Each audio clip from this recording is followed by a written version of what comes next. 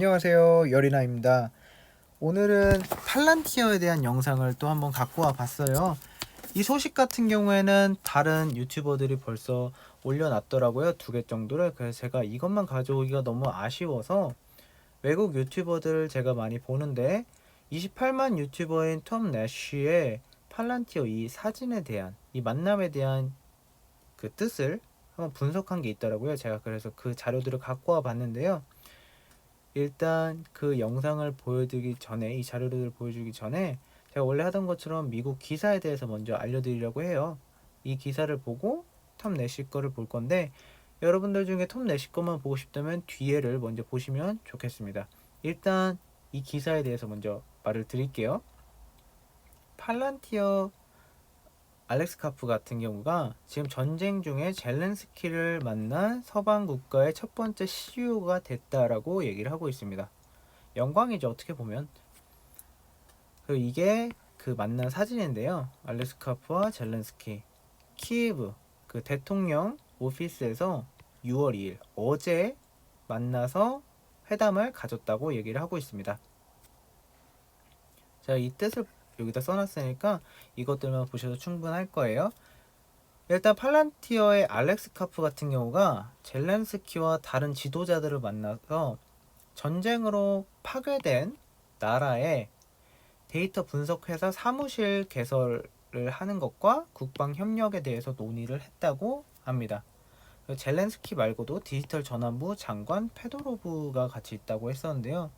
디지털 전환부 같은 경우에는 팔란티어 같은 그런 데이터 분석이나 한 나라의 데이터에 대해서 관련된 그런 일을 하시는 그런 장관이라고 보시면 될 것 같아요.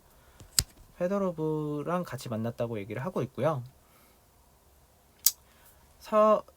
서방 국가의 주요 회사 임원이 전쟁이 터지고 우크라이나를 방문한 거는 처음 있는 일이라고 얘기를 하고 있고, 전에 정계 쪽에 있는 그런 사람들은 미국 영부인 하원의장, 영국의 존슨 총리는 왔다 간 적이 있다고 얘기를 하고 있습니다. 여기서 말한 게 젤렌스키가 회담을 하고서 얘기를 한 게, 전쟁 상황이지만 우크라이나 같은 경우에는 사업에 긍정적이고 협력할 준비가 되어 있다고 얘기를 하고 있고요. 팔란티어가 디지털 최전선에서 러시아와의 싸움에 도움을 줄 준비가 되었다고 회담에서 얘기를 했다고 얘기를 합니다. 그리고 회담에서 러시아 사이버 공격을 다루었었고, 미국은 사이버 공간을 포함해서 우크라이나의 방어를 강화했다고 얘기를 합니다. 솔직히 말해서 전쟁에서 이제 그냥 일반적인 싸움이 아니라 디지털 싸움이 많이 가속화가 됐잖아요. 그래서 그 부분에 대해서 집중을 하고 들어주시면 좋을 것 같아요. 페도로브가 지금 여기서 얘기를 하는데, 러시아의 디지털 봉쇄와 우크라이나 그 안에 최고의 국제 기업을 유치하려고 적극적으로 지금 노력하고 있는 중이라고 얘기를 하고 있고요. 현대 전쟁의 규칙이 변했다고 얘기를 하는 게, 이게 옛날에는 그냥 일반적으로 누가 그 나라마다 물리적인 힘을 얼마나 갖고 있냐, 그게 힘의 정점이었고, 그 제일 힘이 센 사람이 그냥 다른 나라를 먹는 그런 방향으로 나아갔잖아요. 근데 지금은 그런 물리적인 힘보다는 사이버 공격이나 이런 기술들이 매우 큰 역할을 담당한다고 얘기를 하고 있습니다. 팔란티어 같은 경우는 트위터에서 얘기를 하는 게, 서방 보안에 대한 소프트웨어의 중추적인 역할을 할 수 있는 게 너무 영광이고, 보안에 참여하고 협력하게 돼서 영광이라고 얘기를 하고 있어요.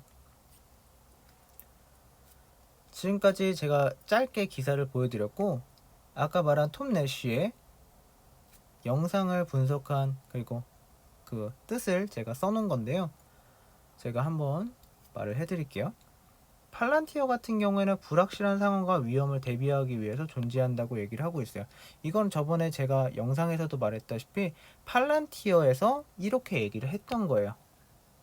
그래서 이 톰 내쉬도 이렇게 얘기를 해준 거고요. 그리고 팔란티어 같은 경우에는 시간이 지나면서 몇 년간, 지금 계속 10몇 년간 정부, 미국 국방과 같이 일을 해오면서 한 부분이 됐다고 얘기를 하고 있습니다. 떨어질 수 없는 그런 한 부분이 된 거죠.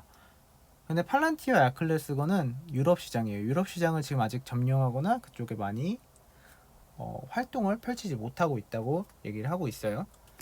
그리고 유럽 사람들 같은 경우에는 엉클샘, 미국을 의원하거나 CIA, 그리고 빅브라더, 정부의 독점을 하는 이런 권력 기관이나 사회체계를 싫어한다고 얘기를 하고 있고요. 독일은 현재 러시아 에너지를 쓰기로 했다고 얘기를 하고 있는데, 지금 전쟁 상황에서 유럽과 미국이 러시아를 계속 압박하려고 했는데 독일이 러시아 에너지를 쓰기로 하면서 조금 전쟁 상황의 판도가 조금씩 변해가고 있는 상황이긴 해요. 그래서 독일 주변 정세가 심상치 않고 유럽 국가들이 무장이 시작됐다고 얘기를 하고 있고요. 이런 상황들은 팔란티어의 중요성을 나타나게 이끈다고 얘기를 합니다. 이제 여기서 말하는 그 사진에 대해서 얘기를 하는데요.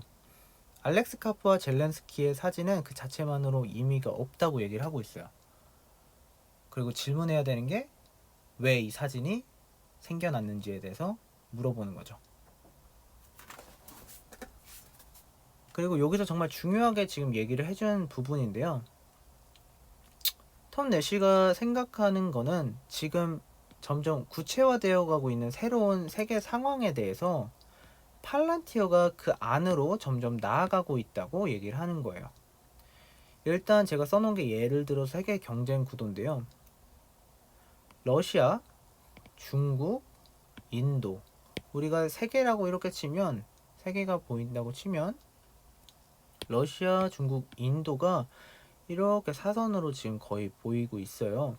근데 이 세 국가가 전 세계 국가의 인원들의 인구의 절반 정도를 가지고 있는 걸로 제가 알고 있거든요. 그럼 이 세 개만 같이 경제 구조를 따져도 정말 큰 절반의 경제 시장이 되는 거예요.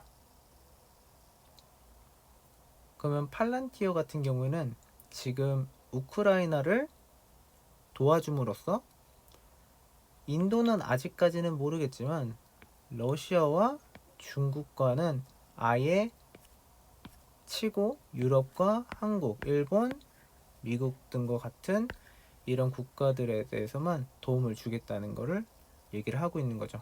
아예 이 경쟁 구도에서 팔란티어는 한 곳에 확실히 이제 판을 깔겠다라고 선언을 한 거라고 저는 봅니다.